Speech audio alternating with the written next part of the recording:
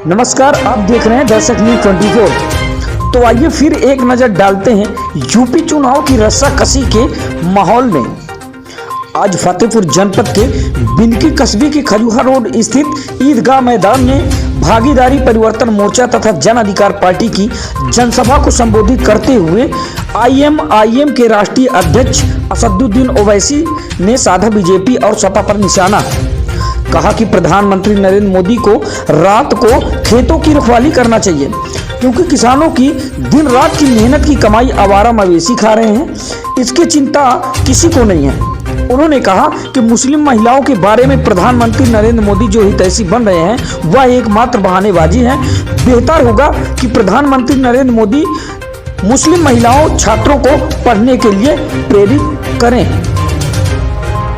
असदुद्दीन ओवैसी ने कहा कि बीजेपी के लोग संविधान को नष्ट करने का प्रयास कर रहे हैं, लेकिन हम लोग संविधान को बचाने का काम करेंगे, क्योंकि संविधान ही हम सब का अधिकार दिलाता है। उन्होंने कहा ओवैसी डरने वाला नहीं है, जब तक जान है दलितों, पिछड़ों, अल्पसंख्यकों के हितों के लिए संघर्ष करते रहेंगे।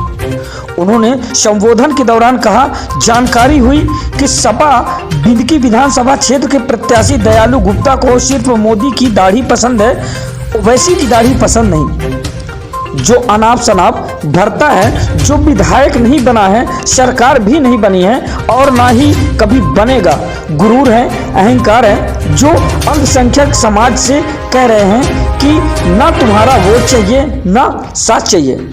अखिलेश योगी में कोई फर्क नहीं है, दोनों राम और श्याम की जोड़ी है। आपके आंखों में धूल झोंककर वोट हासिल करना चाहते हैं, तो आइए देखते हैं क्या कुछ कहा आईएम के राष्ट्रीय अध्यक्ष असदुद्दीन ओवैसी ने।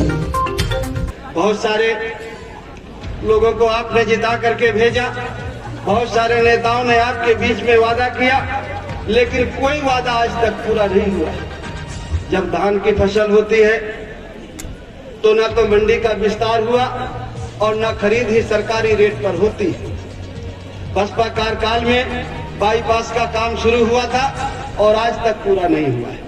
अगर हम लोग भागीदारी परिवर्तन मोर्चा को हम विजयी करते हैं तो चाहे वो नगर पालिका बनाने का मामला हो, चाहे बिंदकी में सीवर लाइन का मामला हो, चाहे वो पावर हाउस बनाने का मामला हो, ये सारी चीजें जन अधिकार पार्टी, भागीदारी परिवर्तन मोर्चा, एमआईएम और जाप लोग मिल करके करेंगे। इस आशा और विश्वास के साथ कि जो मैंने आपसे अपील की, आप जरूर मेरी अपील को स्वीकार करेंगे। मैं अपील करता हूँ एआईएमआईएम के राष्ट्रीय अध्यक्ष आदरणीय असदुद्दीन ओवैसी जी से, जो है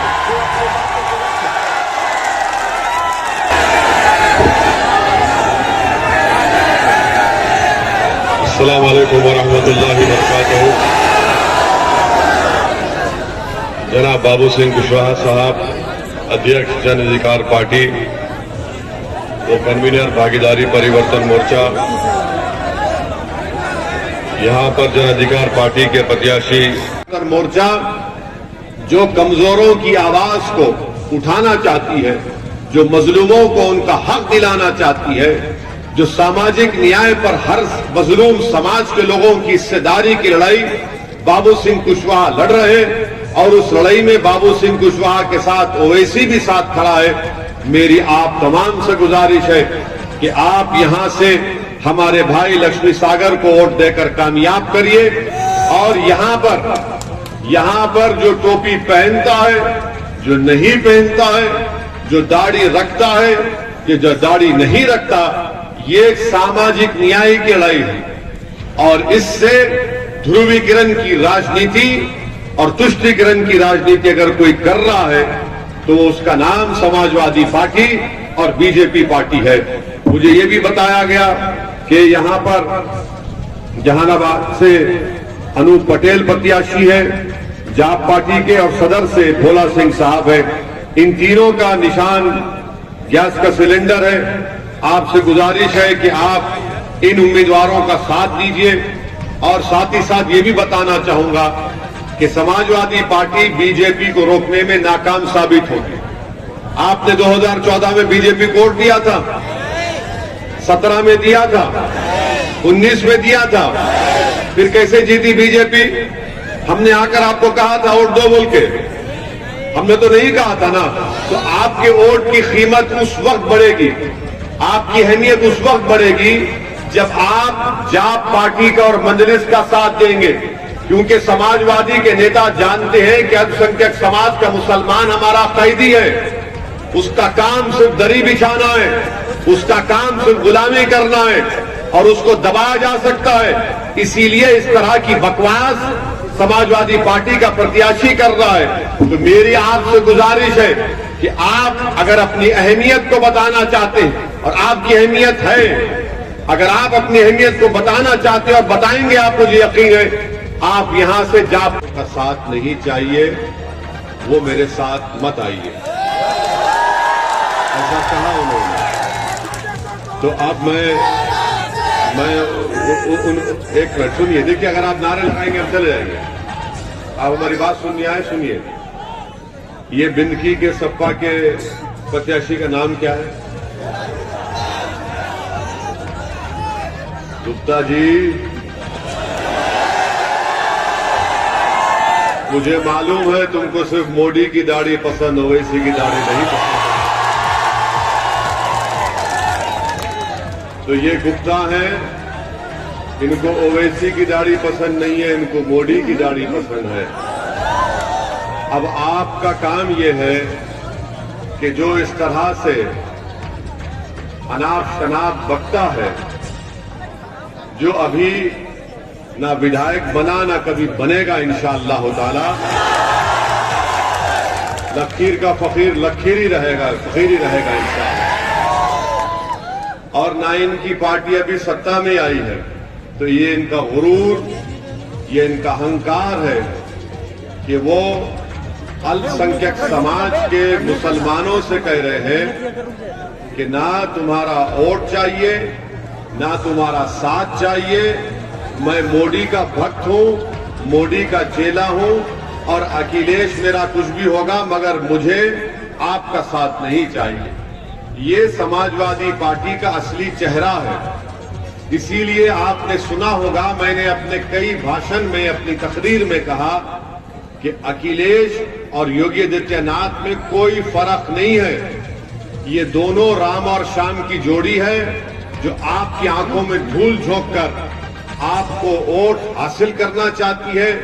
एक वोट लेता है डराकर और एक किसी को डराकर वोट हासिल करता है।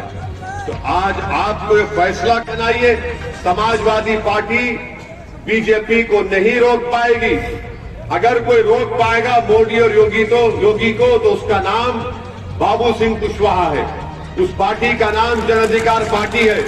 भागीदारी परिवर्तन मोर्चा ही बीजेपी से मुकाबला कर सकता है और कर रहा है और पंजा आजमाई करेगा। रहा सवाल देश के प्रधानमंत्री का, तो इनको अचानक मुस्लिम महिलाओं से मोहब्बत पैदा हो गई। हर जगह देश के प्रधानमंत्री जाकर ट्रिपल तलाक फुला बात कर रहे।